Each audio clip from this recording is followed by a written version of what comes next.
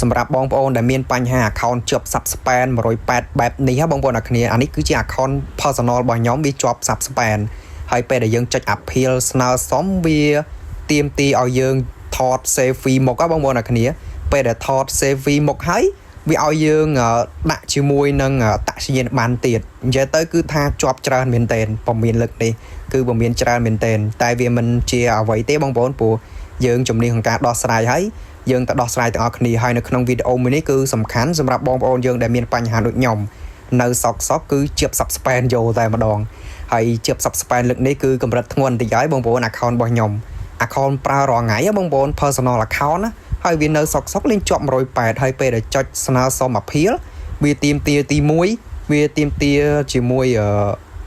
ថតឲ្យយើងថត save fee ហើយទី2ឲ្យយើងដាក់លេខទូរស័ព្ទទី3ឲ្យយើងថតជាមួយនឹងអត្តសញ្ញាណប័ណ្ណគេហៅថា ID ហើយមួយទៀត verify ជាមួយនឹង Gmail អញ្ចឹងទៅគឺថាច្រើនមែនតើឥឡូវខ្ញុំដាក់តាកន្លែងដែលសំខាន់ឲ្យបងប្អូនមើលទេហើយកន្លែងដែលវាស្រួលគឺខ្ញុំឡងចោលសិនហើយបងប្អូនឆ្ងល់បងប្អូនកុំភ្លេច comment ខាងក្រោមនៅពេលដែលខ្ញុំតនេពីការងារគឺខ្ញុំចូលទៅមើល comment ហើយខ្ញុំឆ្លើយតបទៅកាន់បងប្អូនយើងទាំងអស់គ្នាតែម្ដងហើយកន្លែងដែលខ្ញុំថតវីដេអូនេះគឺខ្ញុំមកក្រៅទៅក៏ឆ្លៀតធ្វើវីដេអូឲ្យបងប្អូនបានទស្សនាតែម្ដងសម្រាប់បងប្អូនដែលមានបញ្ហាដូចខ្ញុំនិយាយទៅគឺថាខ្ញុំធ្វើវីដេអូខ្ញុំភ្លេចយកម៉ៅទៅបងប្អូនអធិស្ឋានផងបងប្អូនអ្នកគ្នាបើខ្ញុំយកម៉ៅទៅគឺខ្ញុំប្រាប់បងប្អូនច្បាស់តែមិនអីទេវីដេអូដូចតែគ្នាគ្រាន់តែថាខ្ញុំយកមកបញ្ចូលសំឡេងវារៀងបែបផ្សេងហើយយើងនិយាយជាម៉ៃយើងបែបផ្សេងអញ្ចឹងណារសជាតិវាផ្សេងគ្នាអញ្ចឹងណាបងប្អូនហើយខ្ញុំសង្ឃឹមថាបងប្អូនមិនអីទេអធិស្ឋានផងណាបងប្អូនចាំមើលថាបងប្អូនមើលវីដេអូមួយនេះហើយបងប្អូនធ្វើបាន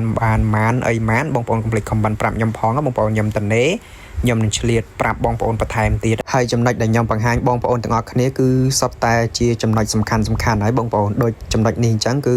កន្លែងដែលជាប់108ហ្នឹងបងប្អូនកន្លែងនេះអញ្ចឹងកន្លែងមួយនេះក៏សំខាន់ដែរបងប្អូនបើសិនជាមានបញ្ហាបែបនេះវីដេអូមួយនេះគឺជាចម្លើយហើយបងប្អូនបាទជម្រាបសួរបងប្អូនអ្នកគ្នានៅក្នុងវីដេអូមួយនេះគឺសំខាន់សម្រាប់បងប្អូនយើងដែលមានបញ្ហា account disable ក៏ដូចជាជាប់ subspan 108ដូចខ្ញុំដាក់ខាងក្បាលវីដេអូអញ្ចឹងណាបងប្អូនដែលមានបញ្ហាដូចអ្វីដែលខ្ញុំប្រាប់ហ្នឹងគឺបងប្អូនមើលវីដេអូមួយនេះគឺត្រូវហើយខ្ញុំធានាថាបងប្អូននឹងធ្វើបាន 100% តែម្ដងដូចជាស្ដែងដែលខ្ញុំកំពុងតែបង្ហាញហ្នឹង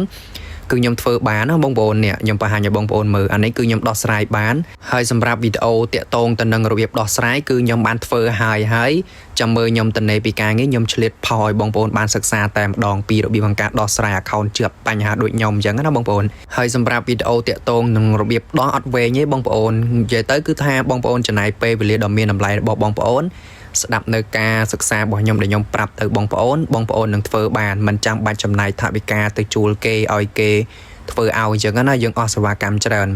ហើយសម្រាប់វីដេអូខ្ញុំមួយគឺខ្ញុំធ្វើច្បាស់ហើយក៏ដូចជាបទពិសោធន៍របស់ខ្ញុំផ្ទាល់អញ្ចឹងណាបងប្អូននិយាយទៅគឺការងារដែលខ្ញុំជួបគឺខ្ញុំដោះស្រាយតែខ្ញុំដោះស្រាយបានគឺខ្ញុំចែកជូនដល់បងប្អូនយើងដែលគាត់មានបញ្ហាដូចខ្ញុំជាក់ស្ដែងដូចជាប់ account នឹងអញ្ចឹងក្រោកព្រឹកឡើង account ជាប់108បាត់ហើយសម្រាប់ការដោះស្រាយរបស់ខ្ញុំគឺខ្ញុំអត់ប្រើពេលយូរទេបងប្អូនត្រឹមតែនិយាយទៅអត់ដល់កន្លះម៉ោងទេបងប្អូនគឺ account របស់ខ្ញុំគឺត្រឡប់មកដូចដើមវិញតែម្ដងហើយបើនិយាយពីវីដេអូរបៀបដោះស្រាយគឺមានខ្ញុំនឹងចែកទៅបងប្អូនយើងទាំងអស់គ្នាតែម្ដងអានេះខ្ញុំដាក់ឲ្យបងប្អូនមើលហ្នឹងគឺឆ្វេងគឺ